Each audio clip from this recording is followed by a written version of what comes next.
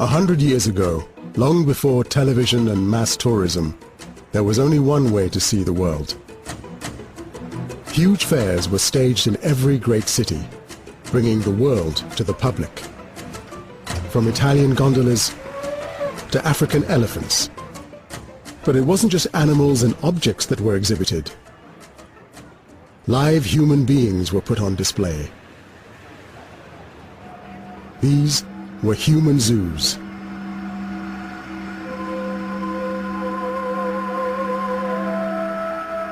These exhibitions were not meant just as entertainments. They were masterminded by scientists and designed to demonstrate the superiority of the white race. The average white man is stronger of limb, fleeter of foot, clear of eye than the average yellow or red or black. Human zoos taught the public that racism was scientific. This new science of race would inspire and feed the ideology of the Nazis, giving academic grounding to the 20th century's greatest atrocity. This is the story of the human zoos and their legacy, buried by history until now.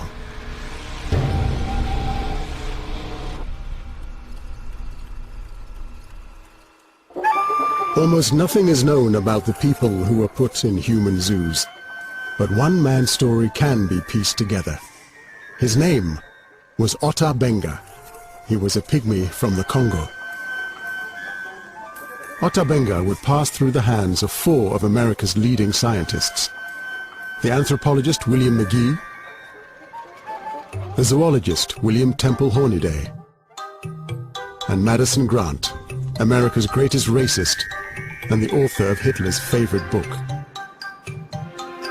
But Ota Benga's journey to the human zoo would begin with the explorer Samuel Phillips Werner. At the beginning of the 20th century, Werner was one of the world's leading experts on pygmies. He'd even lived among them in the Congo. My grandfather, he wanted to show the world that there were these people and acquaint their civilization with ours. He thought that this would be sensational. I don't think my grandfather would have liked this environment. It's too artificial for him. I'm here to show you this picture that was taken of my grandfather, Werner. I think he's a rather handsome fellow. Well, he was very adventurous. Some thought it was to such an extreme that perhaps he was a little daft or crazy, or a little bit like many in the Werner family have been over the years. He saw the pygmies as people who were very close to nature and had a wonderful knowledge of who ate what and how they could cure diseases with various concoctions and how to poison an elephant. You realize a single pygmy could bring down an entire bull elephant single-handedly. I don't think that any of us could do that.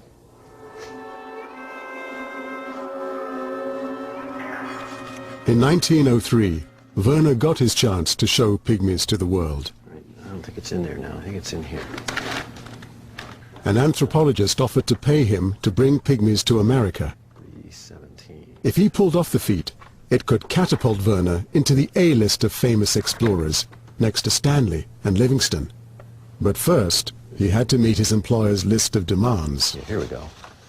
Here we are. What is to be procured? Estimates of the cost. This is it. 1 pygmy patriarch or chief, 1 adult woman, preferably his wife, 1 adult man, preferably his son, 1 adult woman, the wife of the last or daughter of the first, 1 female youth unmarried, 1 female youth unmarried not nearly related to the last, 2 infants of women in the expedition, a priestess and a priest, or medicine doctors, preferably old. All of the above 12 to be pygmies. Oh, that's quite a list. Werner was actually thinking he could do this. But Werner's amazing adventure was not unique. A century ago, before we could travel the world as tourists, the only way we could witness how other races lived was to visit an ethnic show, or human zoo, with live specimens that explorers had brought back for our entertainment. We're talking about millions of people going to see these shows when they're at their peak in terms of scale, in terms of cost, in terms of the amount of investment that's going into them. Human zoos were such a big draw that every major city had to stage one. Some of the most spectacular were in Paris, Chicago, Hamburg, and London. In 1924, King George V and Queen Mary inspected the live exhibits at the British Empire exhibition at Wembley. Everyone wanted to be in on the act. Sometimes it's missionary people and they're putting on the shows to raise funds for missionary activity. Sometimes it's very much entrepreneurs taking advantage, being able to import people and just make a bit of money. Sometimes it's anthropologists and they claim it's for scientific reasons. So there's absolutely no doubt that there is such a thing as race, and there's absolutely no shame or reluctance to talk about race. And the exhibits became ever more extravagant. Eventually, explorers' tales were brought to life by recreating entire villages. Originally, often you just get, for example, a show within a local theatre and you go along for a couple of hours. Whereas by the later 19th century, you can often have hundreds, if not a couple of thousand people on a single site eating, and they're constantly on display. One of the most popular British exhibitions was held in 1899. It was called Savage South Africa. The natives were so keenly awaited that they were asked to perform to the crowds as soon as they stepped off the boat at Southampton docks. By the time they made it to Earl's Court Exhibition Centre in London, their ringmasters were making them restage great battles from across the empire. So, for example, one thing that they do is reconstruct a raid by Africans during the Matabele Wars. And there's actually a film of this, and it's some of the earliest footage of Africans on film. And you've got the Dutchmen lined up, and you've got the Africans coming in and kind of seeming to attack them, and it's very, very much in the vein of spectacular visual entertainment. In the end, the show proved almost too popular. Savage South Africa causes quite a stir because at one point women are banned from going into Earl's Court because they've supposedly been touching their natives. Scientists were also desperate to get their hands on the natives. At the end of the 19th century, academics were only just beginning to study humankind in scientific terms. This new science of anthropology saw human zoos as an opportunity to investigate humanity close up. Living labs where they could study all of the races in one place. One of the first American anthropologists spotted the potential of human zoos and set his sights on building the biggest and most popular human zoo ever, with more human specimens than any other. His name was William McGee.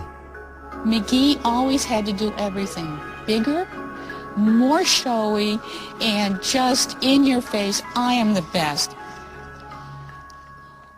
He was a stubborn, ambitious individual, but he was also one of the greatest and most well-known scientists of the last century. McGee's human zoo would be more than spectacular public entertainment. McGee had a point to prove to the public. Those who know the races realize that the average white man is stronger of limb, fleeter of foot, clearer of eye, and far more enduring of body under stress of labor and hardship than the average yellow or red or black, despite the special proficiency along a few narrow lines sometimes displayed by the lower types and drawn large in travelers' tales.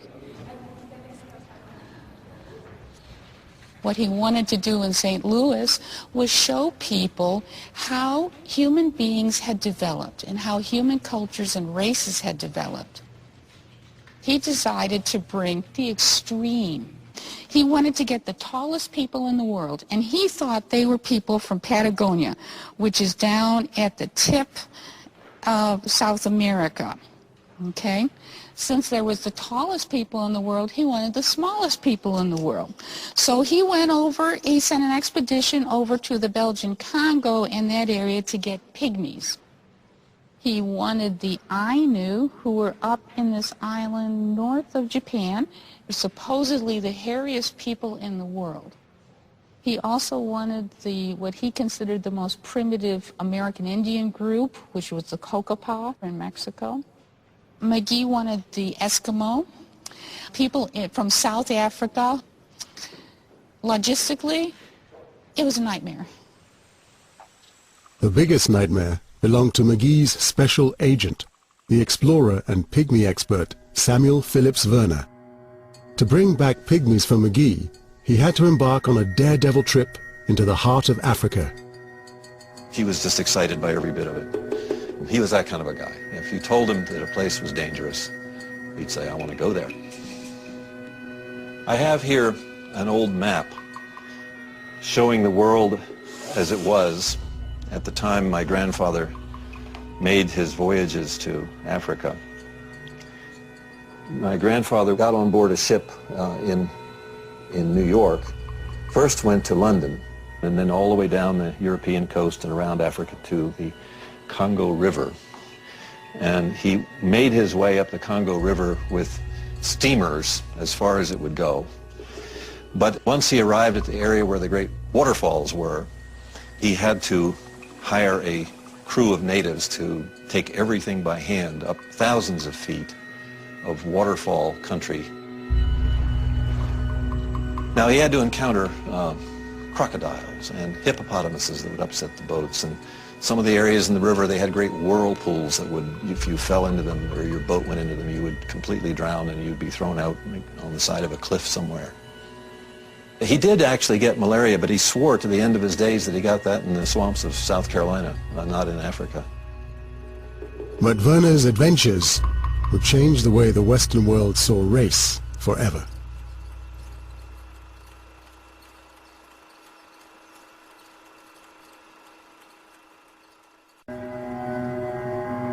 In 1904, the anthropologist William McGee was putting the finishing touches to his human zoo.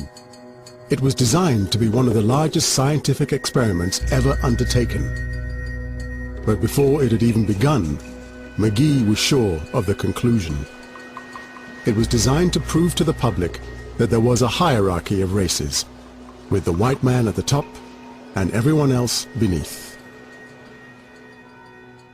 McGee was trying to develop a universalizing theory of human progress.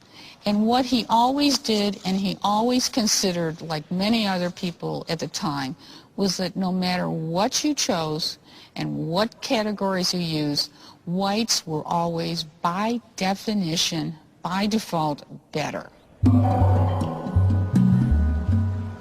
He thought that whites had progressed and that other groups were stuck in the past, in a sense, and hadn't developed as much as white civilization. McGee took Darwin's theory of evolution and bastardized it, creating a theory to explain the physical differences between races. Darwin saw humankind as one single species. McGee saw each race as a different stage in man's evolution, from the pygmy at the bottom towards the white man at the top.